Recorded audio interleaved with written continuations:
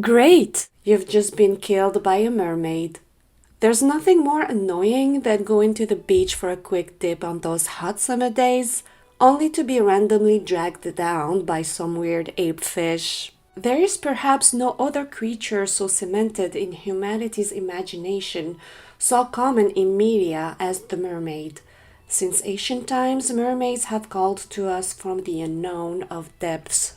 Mermaiding culture is rising these last years, but tales of mermaids have been told all over the world for thousands of years in literature, film, and fashion, with the mythical sea creature having different appearances depending on the culture. Depicted sometimes as innocent and naive, other times as mystical or as seductress, witchy, wicked, and even monstrous, with enduring popularity increasingly these last years in modern media. In 2023, we see more mermaids on the big screen, and almost every summer we see a recurrence of mermaid trends. Modern mermaiding, the practice of mermaid diving as a hobby or a profession, is rooted in myths that persistently span throughout civilizations, some of which are rather twisted. In fact, mermaid lore is nothing new. Let's dive into the enigmatic and messed up origins and history of mermaids. Where do mermaids' legends come from? What is their significance? Aquatic humanoid folklores are common in many pantheons of cultures around the world, as early as around 1000 BCE in Assyria, current Syria. Atargatis was a fertility, protection, water, and sea goddess who had been depicted as half-fish. In one of her recurring myths, the then humanoid Atargatis was first a priestess who fell in love with a mortal shepherd that drowned in a lake. She was pregnant with his baby but never moved on from the loss of her love. After giving birth to her child, she flings herself into that lake to drown and reunite with her lover, but the gods took pity on her and made it her new home, transforming her into a fish from the waist down while keeping her beauty. She was later worshipped all over the Mediterranean, where she was known as Derceto by the Greeks. Her narrative had an impact on subsequent Greek portraits of sirens as fish-tailed. According to a Hellenized Syrian writer, Lucian of Samosata, the story led to a stigma associated with eating fish in the region, since many believed the goddess could take the appearance of a fish. 1001 Nights also includes tales of sirens in the Middle East. Historically, mermaids are of Eastern origin. They were notably cited as an influence during the rise of aquatic sirens in ancient Greek, while the artwork was orientalizing. Atargatis' bittersweet story, combined with the seductive voices and tempestuous natures of traditional sirens, is kind of the blueprint for the mythical mermaid that would become popular throughout Europe during the Middle Ages. The Western concept of the half-human, half-fish hybrid anatomy was stemmed from the sirens of Greek mythology, which were originally human birds that lured men to their death through their hypnotic voices, which created the myth of the enchanted siren that doomed the sailors who pursued them. They were frequently represented in art as human-headed birds from 750 BCE, and the lines between reality and fantasy were blurred. Among well-known stories of sirens in Greek literature are the Odyssey and Argonautica. In Homer's 8th century BCE epic poem The Odyssey, Odysseus, or Ulysses in Latin, was forewarned and ordered his crew to stab their ears with beeswax and to tie him to the mast of their ship, no matter how much he begged and pleaded to release him. The sirens consumed him with promises of tales on all that happened during conflicts like at Troy, and he yells, but the crew keeps on sailing until the melody fades in the distance. Homer provided no physical description and let the reader's imagination fill the gap. Artistic interpretations of the poem will later depict them as half-human, half-bird. It wasn't until roughly 500 years later that Apollos of Rhodes depicted them in Argonautica as part lady and part bird. a description that will remain in Greek artwork for the next few centuries throughout the Byzantine period. When the Argonauts encountered the sirens, their musician Orpheus drowned out the siren song with his own song, and as a result, only one man jumped overboard. Sirens were fated to perish if anyone survived their song to tell the tale, and so they disappeared and never disturbed anyone again. During the Hellenistic period, which began in 323 BCE, their images virtually shifted from birds to the more familiar fishes. By then, the imagery of sirens in Greek mythology approximated the contemporary picture of mermaids, beautiful on the outside and deadly on the inside. Their song, although alluring, also has an undertone of sorrow. If you find these tales sinister, you haven't heard about Medusa's story yet. Medusa was the only mortal of 3 siren sisters born to Greek sea deities Theno and Phorcys. She possessed great beauty and many lusted for Medusa, but out of respect for the goddess Athena, she remained pure and became the priestess of Athena's temple that many would visit just to get a glance at Medusa, whose hair was said to rival that of Athena. Athena grew jealous. One day, while walking along the shore, Medusa caught the attention of Poseidon, the Greek god of the sea. He was instantly infatuated with her.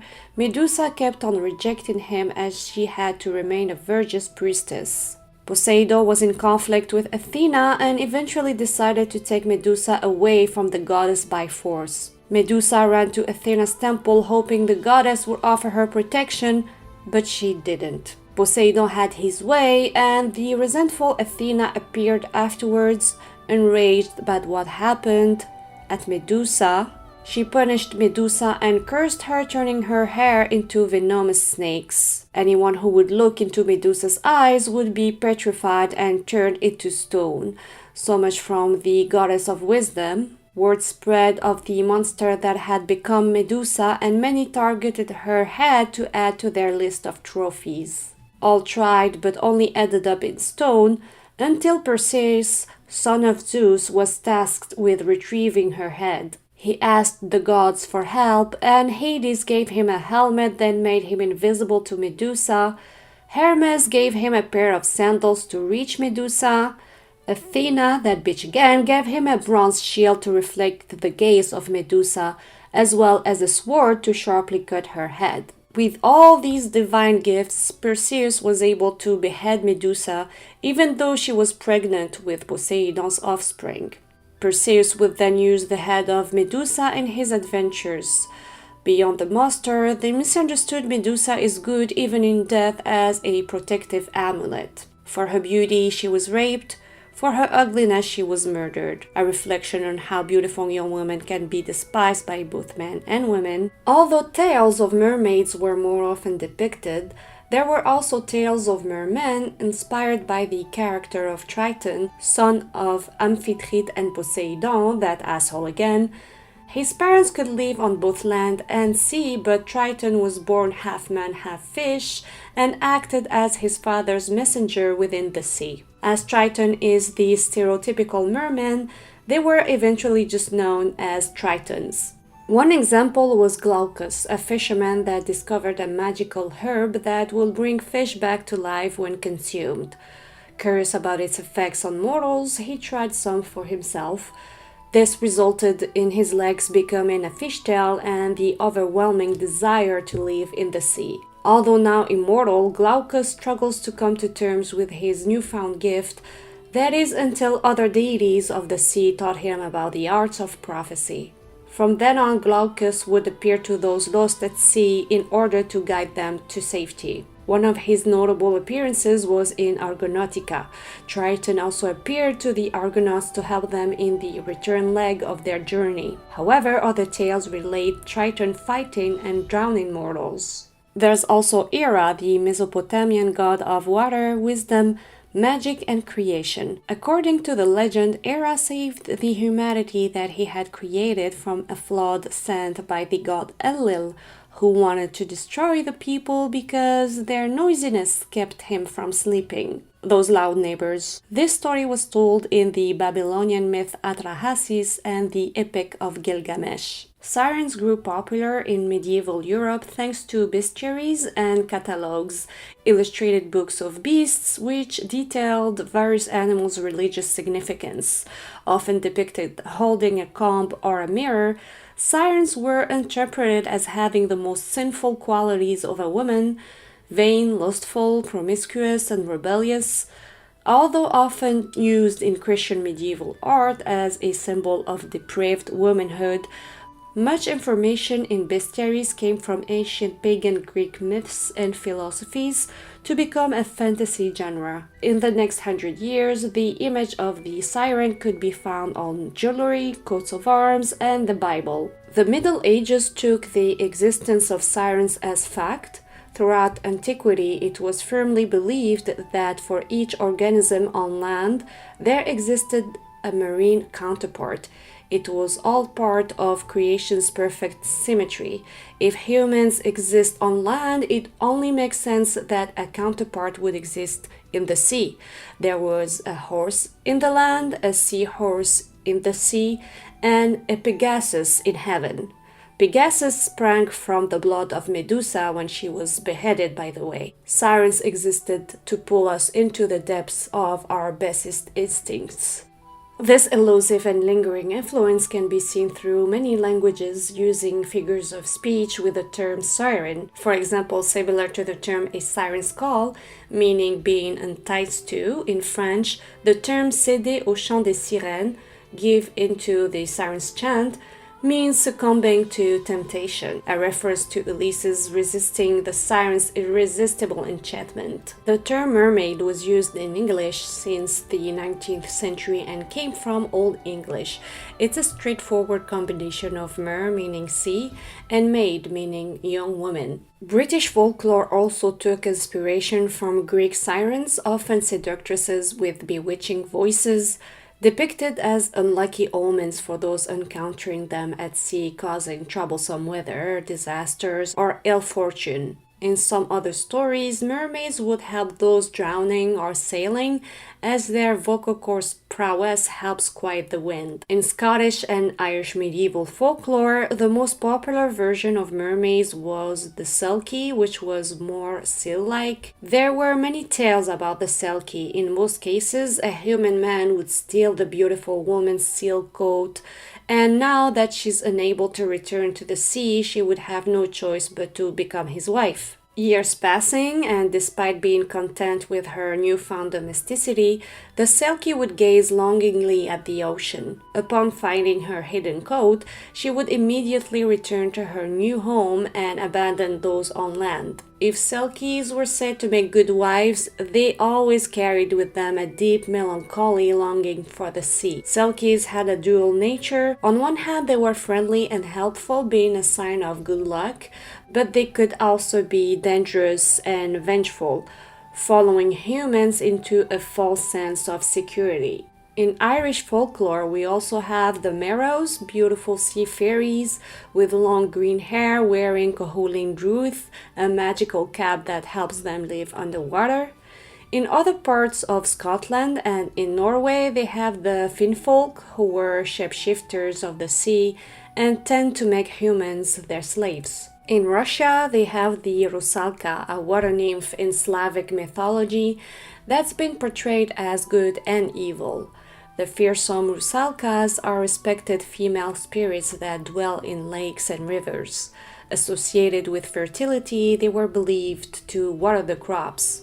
The myth took a darker turn with stories of young women dying by lakes and rivers, turning into rusalkas. They were girls who died in cruel ways, either in suicide due to being abused, harassed, in unhappy marriages, or yet jilted, murdered by a lover. One example often used was an illegitimate pregnancy resulting in them being drowned to hide it. They would spend their remaining time seeking vengeance, dragging young men to a watery death by enticing them to their riverbeds with the sound of their amazing voices, then entangling them with their long, mouldy hair.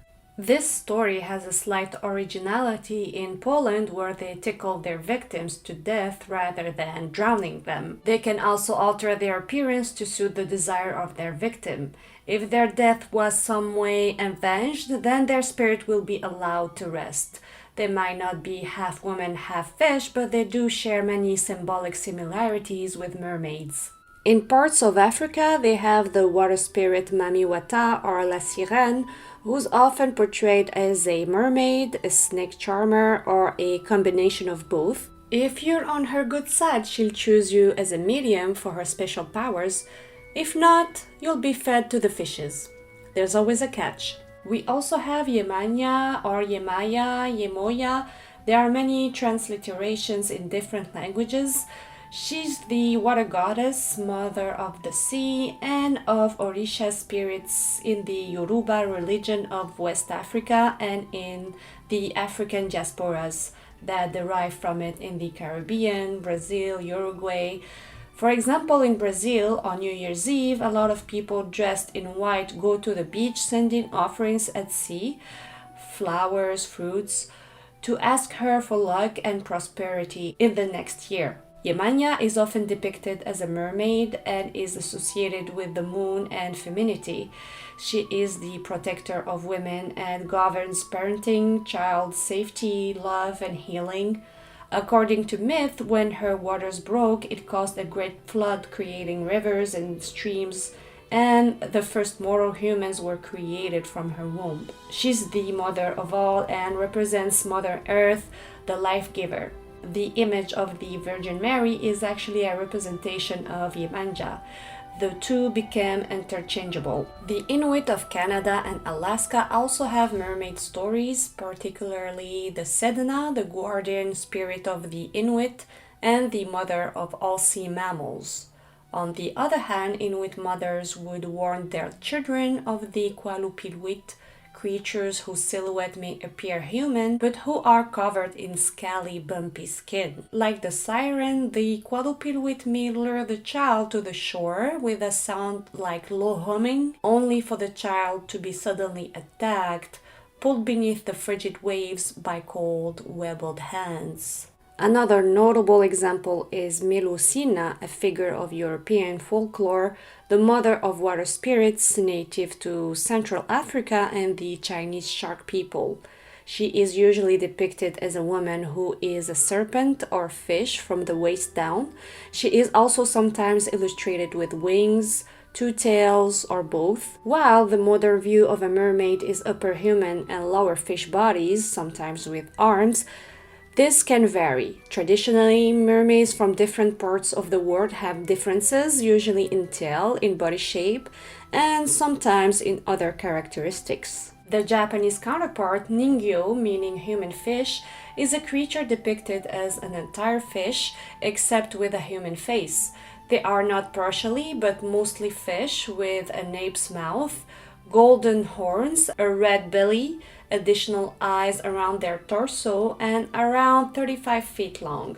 First appearing in art and literature in the 7th century, they were believed to be a bad omen too.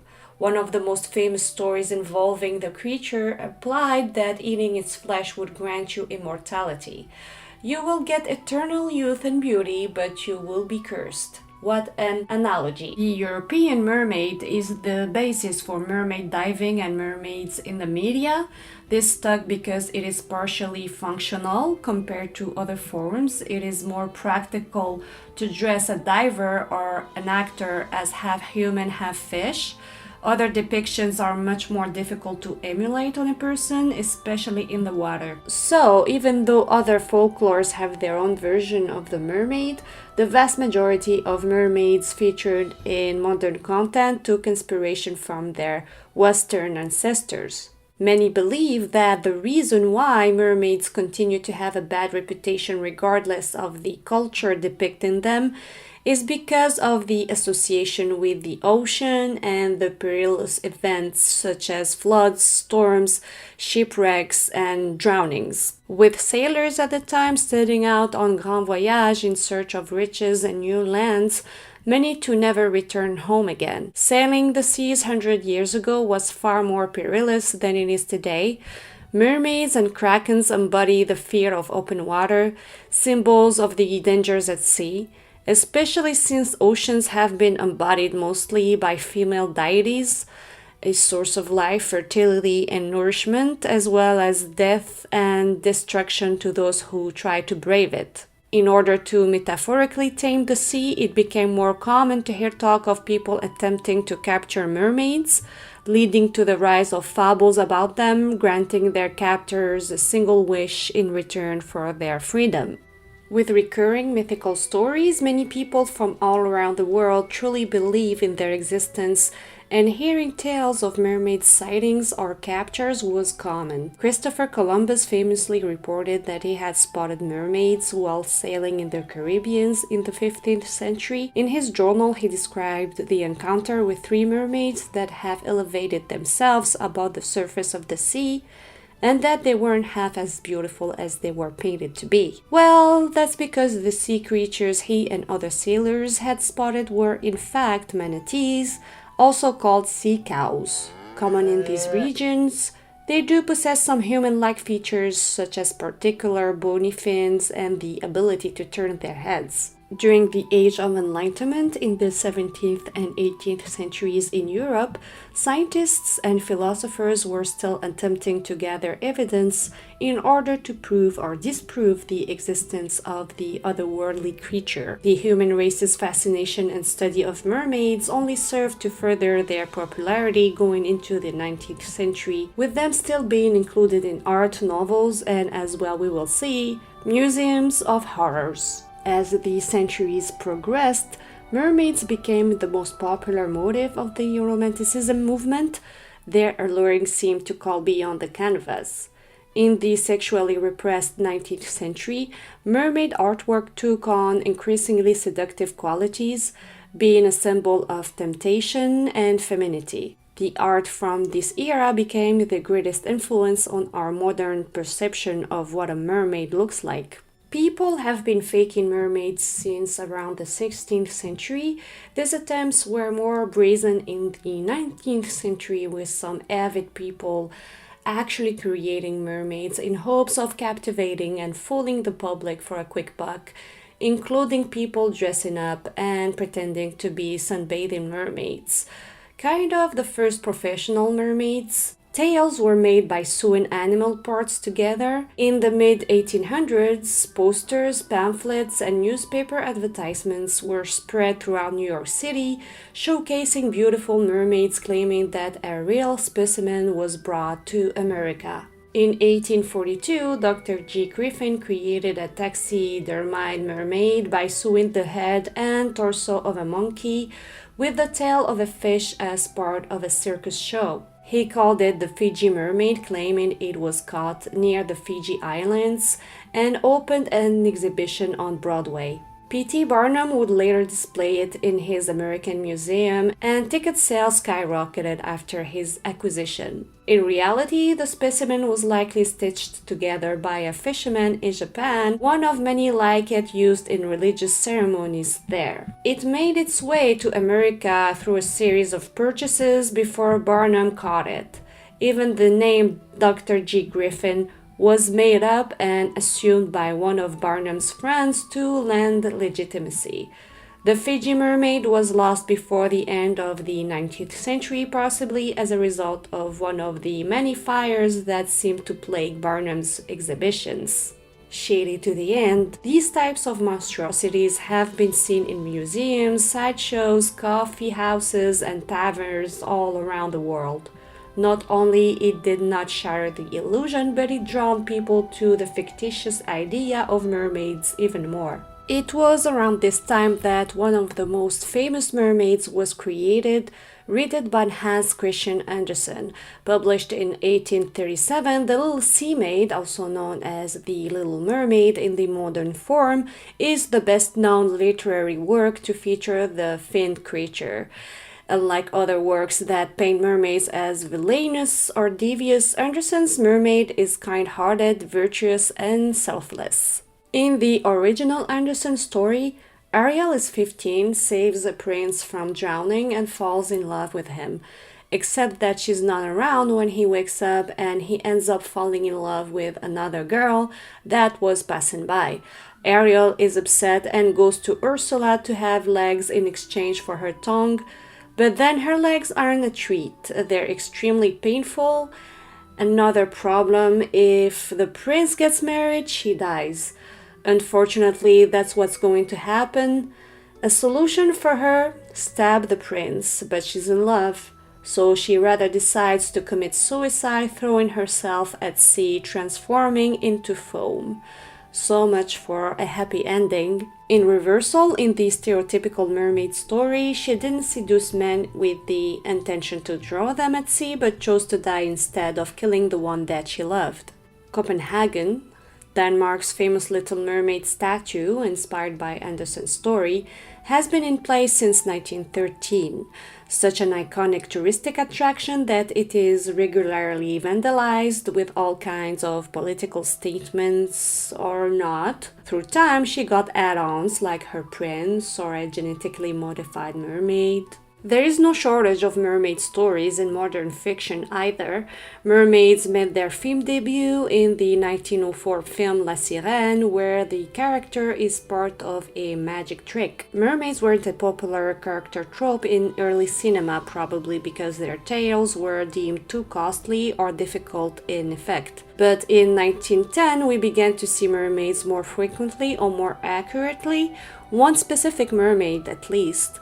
Australian swimmer Annette Kellerman was one of the first famous mermaids, popularizing the style and the sport of synchronized swimming. She appeared in several films in the 1910s and 20s where she would do aquatic performances with some water stunts. Kellerman first appeared as a mermaid in 1911 in Siren of the Sea. She is the first known merformer, the jargon we use nowadays, wearing a swimmable mermaid costume on film, effectively paving the way for on-screen mermaids. She continued her appearances in Neptune's Daughter in 1914, A Daughter of the Gods in 1916, Queen of the Sea in 1918, and Venus of the South Sea in 1924. No doubt inspired by The Little Mermaid in many of these films, Kellerman's character falls in love with a human and is granted a human body. A Daughter of the Gods has the first completely nude scene by a major star, although most of Kellerman's body was covered by her long hair, as we will see in more modern films.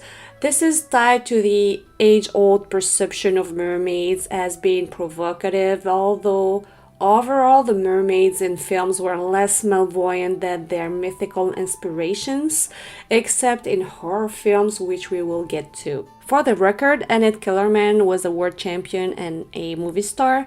Where Ariel had to find her voice again, Kellerman had to find the usage of her legs. As a child, she had polio and grew up with heavy braces on her legs and little mobility up until 7 years old. The doctor took her braces off and told her mom to take her swimming. At first, she was terrified of water, me too, by the way, but then by 13 she was healed, by 15 she'd won her first race, by 16 she broke the women's world record for the 100 meters. At 17, she had every single world record for women's swimming. Then she caught mermaid fever and started doing a mermaid act at the local entertainment center, then shows in a giant tank at the exhibition aquarium. After that, she started a sensational high dive act before leaving her little Australian town for bigger things. In the UK, she performed for royalty, then off she went to America, diving 72 feet from the top mast of a steamship. The Australian Mermaid, as she was named, starred and performed in those feature films where she set a world high diving record of 28 meters. She made a 20-meter dive into the ocean with her hands and feet bound by rope. She danced underwater ballet and leaped 18 meters into a pool full of crocodiles. But her greatest achievements, according to her, weren't her swim records, but wearing a one-piece swimsuit before being arrested for indecency at a time when police were measuring skirts on the beach. In Puritan America, modesty laws required that a woman's swimsuit must have a full skirt to cover her shape, breasts, crotch, and must not be more than 6 inches above the knee. So, when Annette arrived in America, most women didn't swim. Their Victorian neck-to-knee bathing suits were more conducive to drowning than swimming with those yards of dark wool in the water. A few women wore lighter colored bathing suits with slightly shorter skirts, but still with full skirts, bloomers, and stockings. Men were allowed to wear form-fitting pantaloons that allowed them to swim. Swimwear was super controversial to the turn of the century. And then there was Annette, wearing a men's swimsuit. In her native Australia, women had worn the same swimwear as men since the 1870s. In 1907, she was scheduled to compete in a swim event in Boston, so she went to practice on a beach and made a scandal. She was fully covered, but to the people on the beach back then, she might as well have been butt naked. "Cover up that bosom, which I can't endure to look on." Someone called the police and she was arrested for indecency and hauled away. Off to court. The judge ended up saying it was okay to wear her one-piece swimming suit as long as she wore a full-length cape to the water's edge. Appalled, Annette invented a bathing suit, the Kellerman. To hell with it. There was no stop to that train once it took off. In just a few years, the Kellerman one-piece bathing suit for women was the accepted female attire for beach and pool. She went on to write a bestseller book about throwing out corsets, starting swimming and exercising. Not on how to lose weight, beauty advice, or stuff like that. Chanel can go get dressed, no pun intended. That was the story of the first professionally known mermaid. In the later part of the 1920s, animated shorts grew popular. Animations allowed characters to accomplish physical feats that a real human couldn't. Even to this day, it seems challenging to realistically depict mermaids with CGI without making them look like jello, so... Mermaids made significantly more appearances in the 30s and 40s than they had in the silent film era. On one end of the spectrum was 1935's Mr. and Mrs. Is the Name, where merfolk are sweet and silly, endearing them to the public with byproducts in art and home decor. Many shorts were already created for men, adult audiences in mind, because animations weren't as heavily censored as the rest of the film industry. Grown mermaids were, of course, hypersexualized, flaunting their bare chests and blatantly flirting with the male lead. The only instance where she wasn't depicted as a seductress is 1932's King Neptune, where she's instead captured by pirates who proceed to manhandle her in a rather unsettling way before she's rescued by the other sea creatures, resulting in a darker, slightly more traditional depiction of mermaids that we'd seen thus far. And then you wonder why the rage for vengeance. Internationally, many aquariums, springs, and other water-related attractions entertain visitors with mermaid divers, which has been done for decades in some locations such as Weeki Springs in Florida since 1947. In 1948, two separate rom-coms that featured mermaids were released, Miranda and Mr. Peabody and The Mermaid, respectively popular in the UK and the US. Both films have the exact same premise,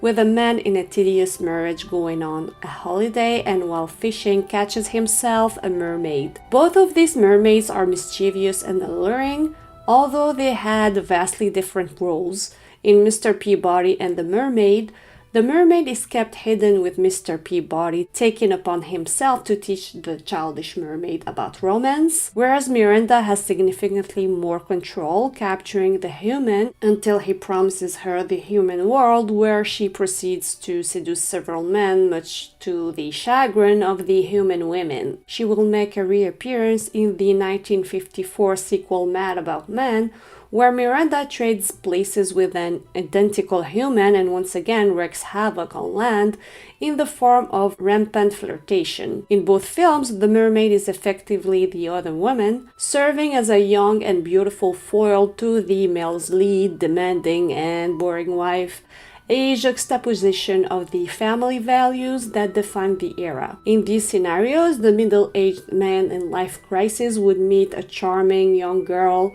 who reminded them of their own youth, and they would commit various levels of adultery before coming to their senses and returning to their wives. Although Mr. Peabody and the Mermaid's Leonor is made out to be more innocent than Miranda, both Mermaid's temptations' characterization is reminiscent of the old sirens, while mirroring how women in the real world are often blamed for men's indiscretions. Mermaids made a brief appearance in Disney's 1953 animated film Peter Pan, where they embodied many of the negative traits that were given to the creature over the years. Right off the bat, being depicted as beautiful but also vain, vindictive, similar to their medieval counterparts, and catty towards the female protagonist, seeing her as an unwanted competitor in a fight for Peter's attention. By this point, there was a recurring theme when it comes to Hollywood's depiction of mermaids, with the creatures exhibiting negative traits associated with women,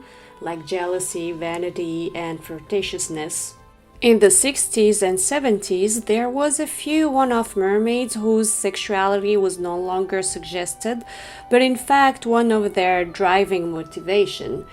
If it weren't for the fact that they were clearly meant to appeal to the male gaze, you could almost interpret their sexual liberation as a reflection of feminist movements of the time, which were pushing women to have more control over their bodies. The 1972 anthology series Night Gallery seemed to address the widespread objectification of mermaids and therefore women. In the episode Linderman's Catch, a sea captain's sexual desires awaken after capturing a mermaid, but because she has a tail from the waist down, he's unable to take their relationship to the next level. To remedy the situation, he seeks out a potion that will make her complete, and although it gives her human legs, she gains a fish torso, demonstrating the shallowness of men and their carnal desires. The captain is still attracted to the mermaid, grasping desperately after her while she attempts to jump ship. The first adaptation of Christian Hans Andersen's Little Mermaid, written the previous century, in an animated film, wasn't Disney's version but a 1975 Japanese anime which trickles the depiction of female characters in mainstream films and television.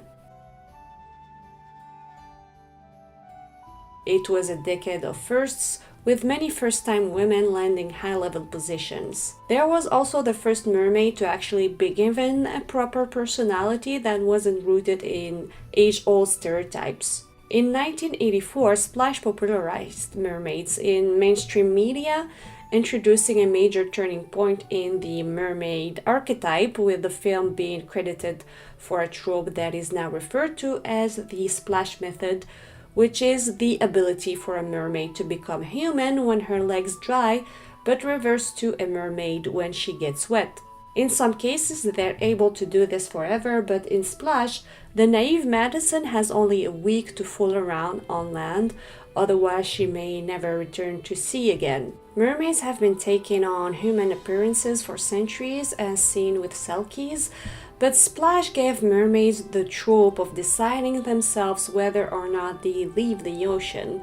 They could use the desire of mermaids deciding to leave the sea for land as an analogy for women leaving their homes for work, while the ability for mermaids to switch back and forth mirrors the cliché of women being able to do it all.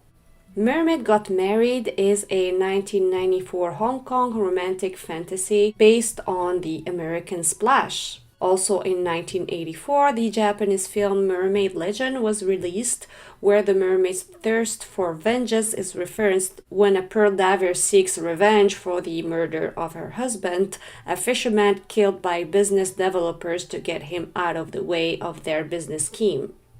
In 1989 came Disney's version of The Little Mermaid, which is probably the most recognized film about mermaids of all time. This made mermaids a popular fantasy for kids and adults. Up until that point, the vast majority of mermaid content was aimed at adults, hence their sexualization.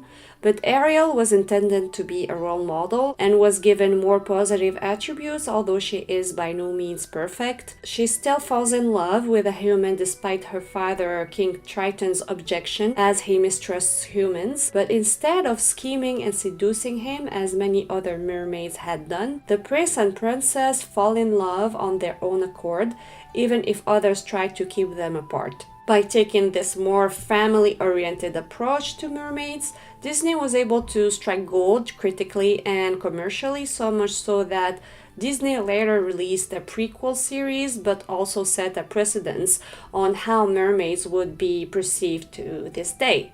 Because of The Little Mermaid's enduring popularity, mermaids are now associated with princess culture. Mermaids compelled young's imagination with dolls and toys, hitting it in the late 80s. After all, they now have neon hair and sparkly skin, looking like Barbie dolls, just like in 1991's Hook, where they made a brief appearance. Eye candy maybe for the dads who were dragged to watch the movie. The film is a remixed story of Peter Pan and, like in Splash, depicts humans as villains, with their respective merfolk being hunted by scientists who intend to dissect them.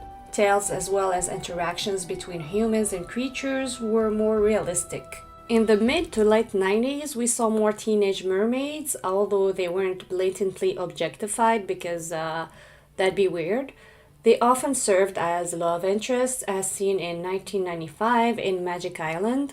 In Sabrina Down Under and The 13th Year, both released in 1999, we saw the return of the merman, serving as a metaphor for puberty and teen angst. In The 13th Year, the merman protagonist ends up returning to the sea, flipping the famous trope.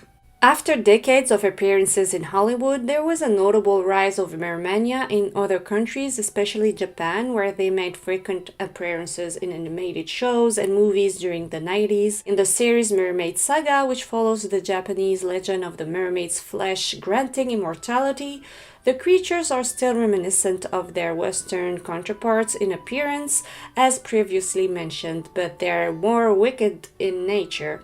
By the 21st century, teens have become the most profitable demographic in the entertainment industry. Just like with their popularity with kids in the prior decade, various movies and TV shows featuring mermaids were pushed into production. Mermaids took notes from myths, being bloodthirsty, devious, and alluring. In 2003's Peter Pan remake, again, audiences saw mermaids not as kind as we were led to believe.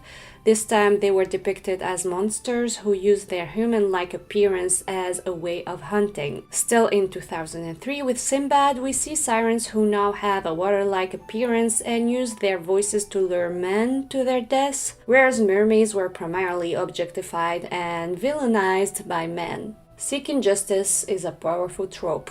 In 2005, Harry Potter and the Goblet of Fire, merpeople still retained their beautiful voices but have a far more fishy appearance. No longer objects of desire, this is probably the closest to what actual mermaids would look like. It's interesting to note that within the film, the romanticization of the myth is acknowledged. Mermaids have become a staple in kids' make-believe as princesses, but there were still some mermaids aimed at adults with hypersexualized appearances and mature storylines. In the 2003 TV film Mermaids, three sisters seek vengeance for their father's murder, leading them to live on land in order to hunt down the fisherman responsible.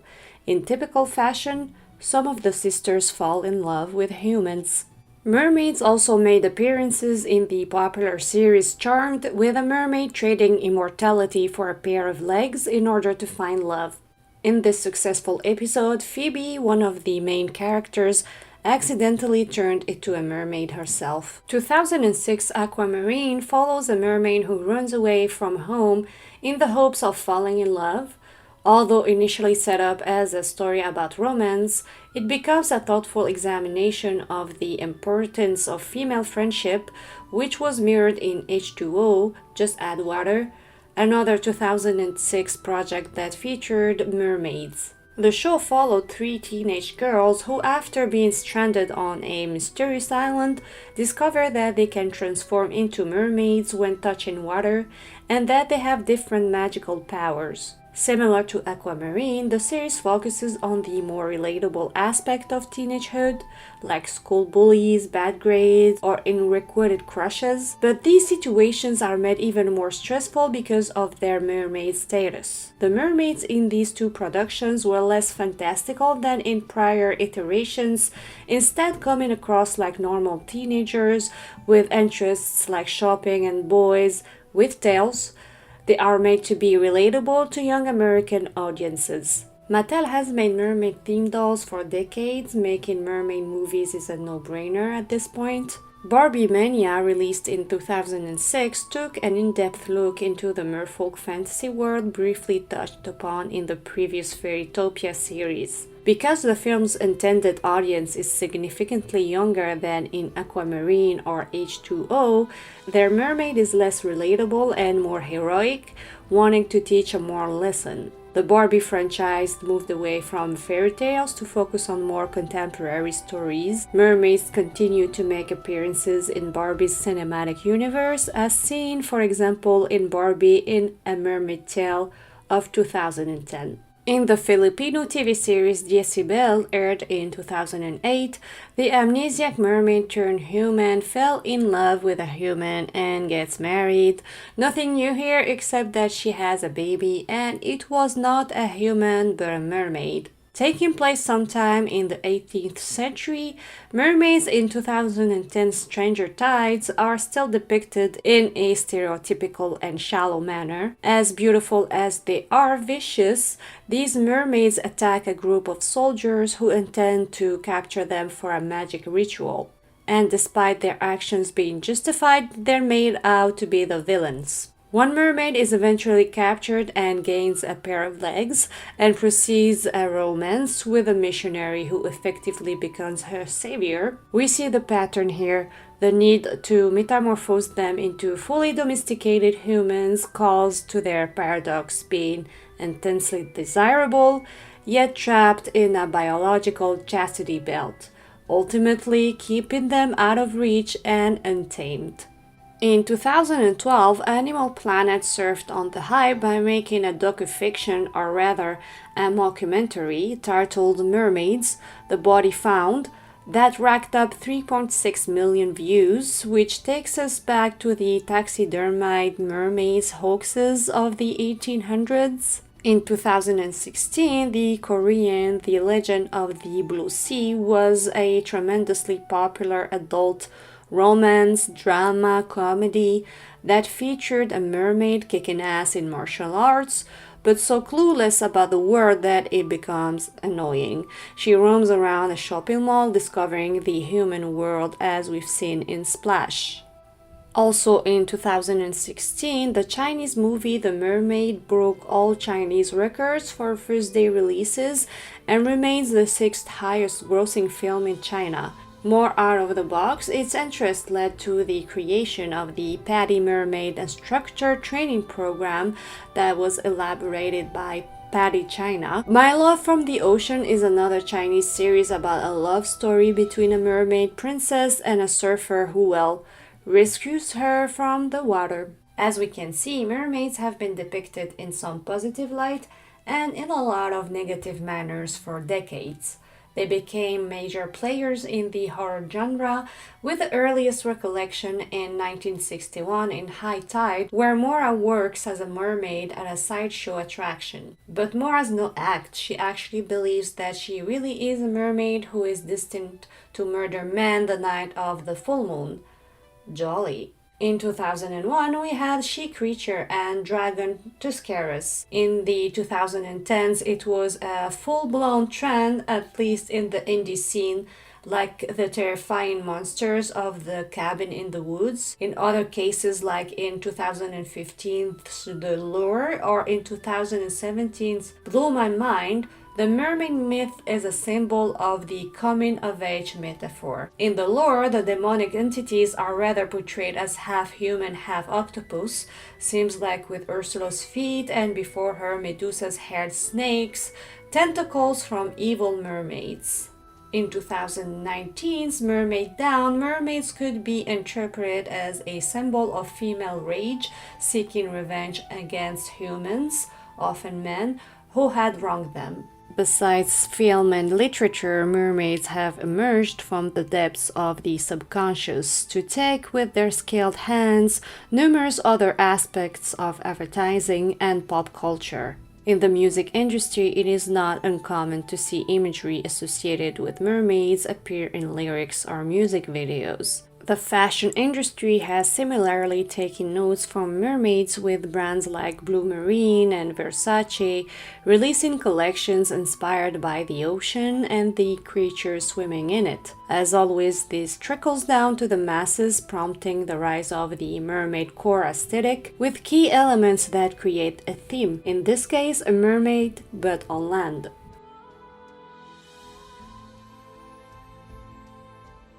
When universal stories stand the test of time, it might mean that there is something there that we can relate to or reflect upon. Between mysterious intrigues, tragic pasts intertwined in modern culture, and at their core duality between above and below, good, charming, beautiful, elegant, and calm on the surface, that draws you into cold, dark, evil, unforgiving, and destructive temperament, which is how we still view the ocean, as a distorted reflection of ourselves and what it means to be human, and a reminder that appearances are sometimes deceiving. Given a 3,000-year history, mermaids are not a short-term fad, but an enduring cross-cultural fascination that isn't going anywhere, with ubiquitous mythology that many enjoy, and with mermaid diving a growing part of this. I am a professional mermaid and mermaid instructor. I enjoy entertaining as much as educating and learning, so if you're interested in mermaid related content like this, please subscribe.